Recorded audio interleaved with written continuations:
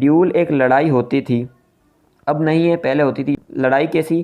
لڑائی تلواروں سے یا بندوق سے، یہ دو لوگوں کے درمیان لڑی جاتی تھی، اور اس لڑائی کا وقت اور جگہ ڈیسائیڈ کرنے والے کو سیکنڈز کہا جاتا تھا۔ ہر شخص کا ایک یا 2 سیکنڈ ضرور ہوتا تھا، جو کہ لڑنے والے کو اگر زخمی ہوا تو موقع واردات سے فرار ہونے میں مدد دیتا تھا، کیونکہ ڈیول غیر قانونی تھی۔ ڈیول ہوتی کیوں تھی؟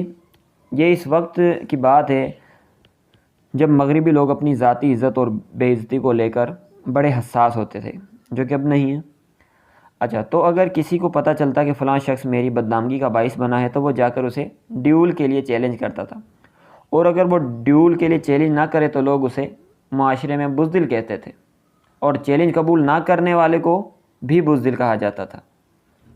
یہ قانونی طور پر تو نہیں، بلکہ فرانس کے لوگوں کی ایجاد کردہ تھی۔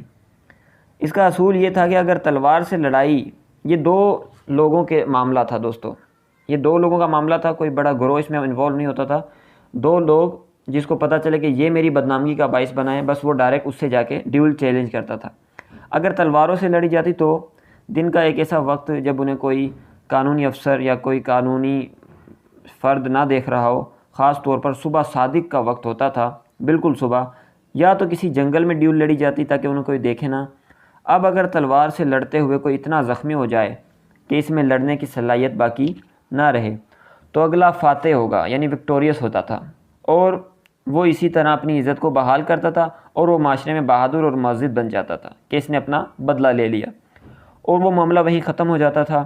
ڈیول چیلنج کرنے کے بعد اگر معافی مانگ لی جاتی کہ کسی نے ڈیول تو چیلنج کر دی لیکن اس کے بعد پتہ چلا کہ یار اس بندے کا قصور نہیں تھا اصل میں، تو وہ اگر معافی مانگ لی جاتی تو وہ قبول بھی ہو جاتی تھی۔ ہاں، اگر قبول کر لی جاتی تو معاملہ وہیں ختم ہو جاتا، ورنہ وہ قبول نہ کی جاتی تو ڈیول لازمی ہوتی تھی۔ اگر ڈیول بندوق سے، دوستوں بندوق سے بھی، اس پلے کے دوران یہ ڈیول جو لڑی گئی ہے وہ بندوق سے لڑی گئی ہے، مطلب لڑی تو نہیں گئی لیکن لڑنے کی بات ہوئی تھی۔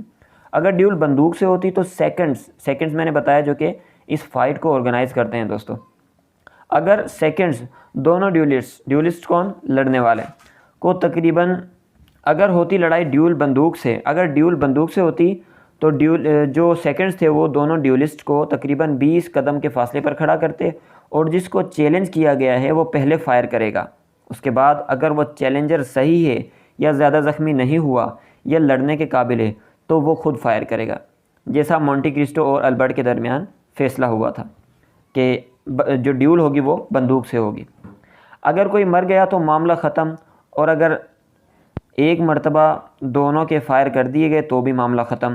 یہ قانوناً بھی جرم تھا، اور اس میں مرنا مرڈر ہی کہلاتا تھا، قانونی طور پر اسے مرڈر ہی کہا جاتا تھا، کوئی قانونی اس کی حیثیت نہیں تھی۔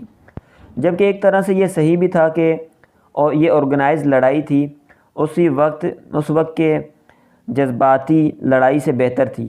مطلب جذباتی کیسے کہ کسی نے آپ کے ساتھ کچھ کیا، آپ جذباتی ہو کر اسی وقت اس کو جو ہے نا وہ موقع بھی نہ دو اپنے بے قصوری، اپنے معصومیت ثابت کرنے کا۔ بہرحال ڈیول ایک وقت دیتی تھی جذبات نارمل ہونے تک کا، یا معافی تلافی کر کے معاملے کو ختم کرنے کا، اور مس انڈرسٹینڈنگ کو بھی کلیئر کرنے کا۔